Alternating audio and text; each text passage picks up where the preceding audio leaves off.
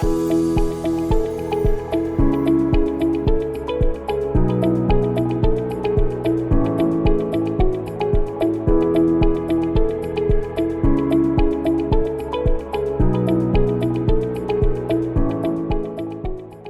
day, I am Insin de la Torre, the presenter of Group 4 for this case study.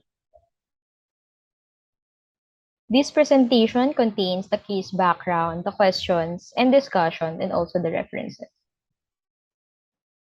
For the case background, an 85-year-old, slender, frail Caucasian woman was hospitalized for diagnosis and treatment of anemia, suspected during a routine examination by her physician. The physician noted that she appeared pale and inquired about the fatigue and tiredness. Although she generally felt well, the patient admitted to feeling slightly tired when climbing stairs.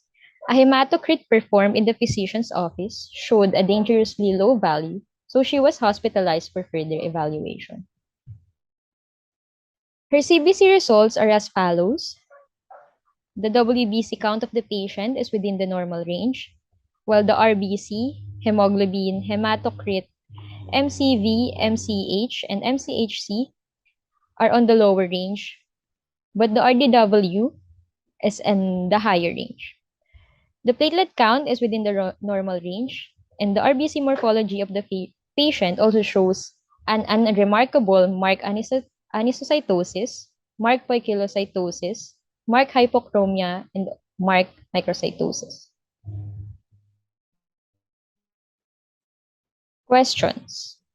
What conditions should you consider based on the result of the CBC? Assuming that this patient has not been diagnosed with anemia at any other time during her life, are any of the conditions listed in the answer to question 1 more likely based on the patient's age or her gender? Assuming that the patient is otherwise healthy and experiencing only the common declines of sight, hearing, and mobility associated with aging, are any of the conditions listed in the answer to question 1 more likely than the others? Number 4, what additional testing would you recommend and what result do you expect for this patient? Discussions. For question number 1, what condition should you consider based on the result of the CBC? We should consider the iron deficiency anemia because of low RBC, MCH, MCHC, hemoglobin, hematocrit, and high RDW. Microcytic anemia should also be considered because of low MCH and marked microcytosis. For anemia of chronic disease, because the lab findings of the patient shows marked microcytosis and hypochromia. Hemoglobin C disease because of microcytosis, and hemoglobin D disease because of low hemoglobin, low MCV and MCH, anisocytosis, and microcytosis.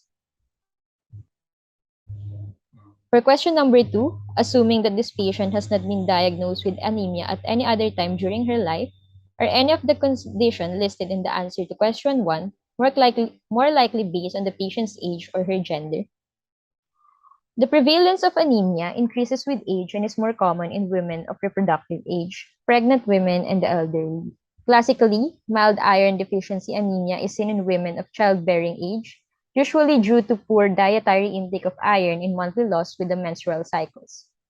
Anemia is also common in elderly patients, often due to poor nutrition, especially of iron and folic acid. The prevalence of the elderly is more than 20% of individuals who are older than the age of 85. The incidence of anemia is 50 to 60% in the nursing home population. And in the elderly, approximately one-third of patients have a nutritional deficiency as the cause of anemia, such as iron, folate, and vitamin B12 deficiency.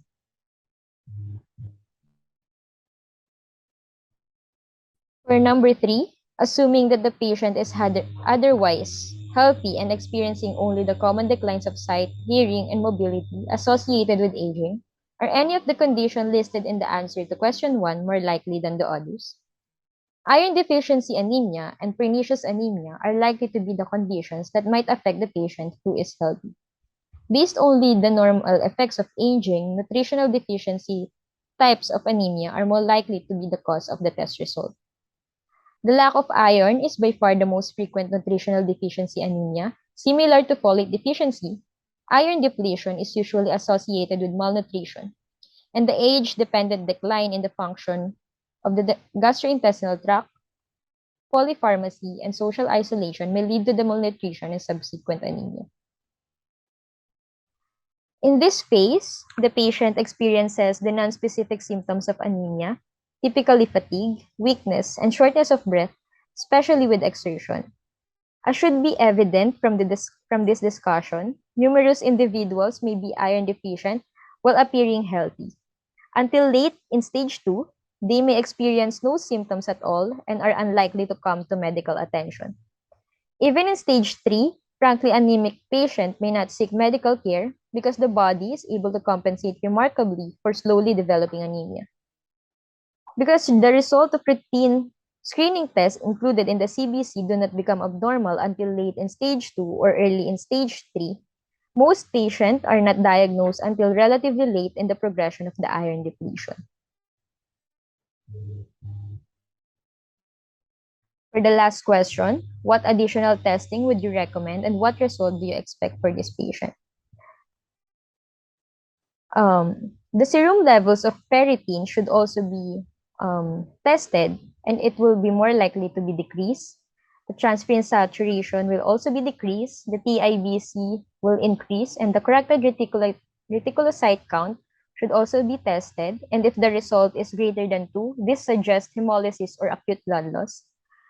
While if the result is less than 2, it suggests hypoproliferation. The iron profile are necessary for severe anemia or when anemia does not respond to iron therapy. Low ferritin is a reliable marker of iron deficiency. However, a ferritin level that is within the reference range or elevated is not very useful in patients with inflammatory conditions such as malignancies, infections, and collagen diseases. This is because it is an acute phase reactant. The standard for establishing iron deficiency is about bone marrow biopsy or aspiration, followed by iron staining since it is unaffected by inflammation. However, the cost and invasiveness of this test make it less feasible, and it is rarely performed for this reason. For the references, these are the references that is used on this case study. That would be all, and thank you.